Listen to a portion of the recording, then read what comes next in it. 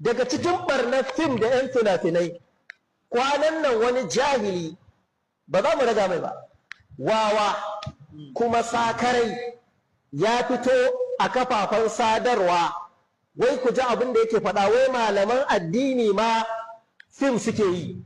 idan malami ya zauna yana wa'azi yana tafsiri ko yana faɗin wani abu na addini wai yana cewa a gyara mai kyamara a sa mai filta don ya yi kyau a bidiyon don haka shi ma aktin malamin yake yi inna lillahi wa inna ilaihi raji'un kaburat kalimatan takhruju min afwahihim in yaquluna illa kadhiba bai yiwa mutum ya zauna yana fassara littafin Allah alqur'ani a ce drama yake ƙarya ne wallahi bai yiwa mutum yana isar da saƙon annabi Muhammad a ce masa ɗan drama ne wallahi ƙarya ne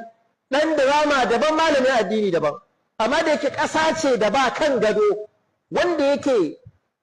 mara kan gado wanda bai da tsari ya fito ka duba tafsirin da malamai suke yi da Ramadan drama ce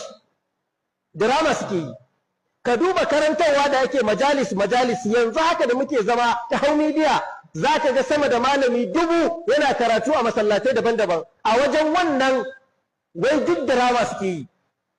mutum ya ce a ji tsoron Allah amma drama yake yi to don Allah idan rayuwar malamai ta koma drama me ya rage da mutunci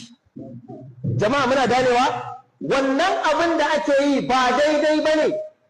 abin da wannan yake faɗa zalunci ne kuma kaburat kalimatan takhruju min afwahihim kuma abu ne da ba za mu yarda da shi ba muna fatan masu irin wannan magana su gaggawan fitowa su janye maganganunsu cewa wa'azin malamai ma drama ce wai malamai na cewa sa musu filta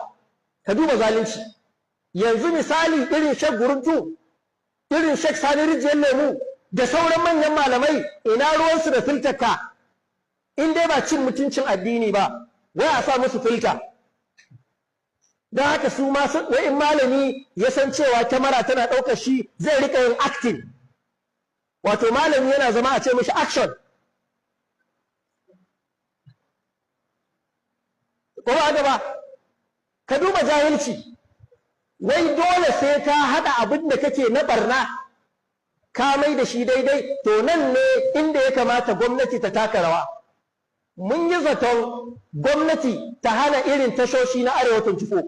saboda abin da suke yadawa na barna kamar yadda malai ba da misali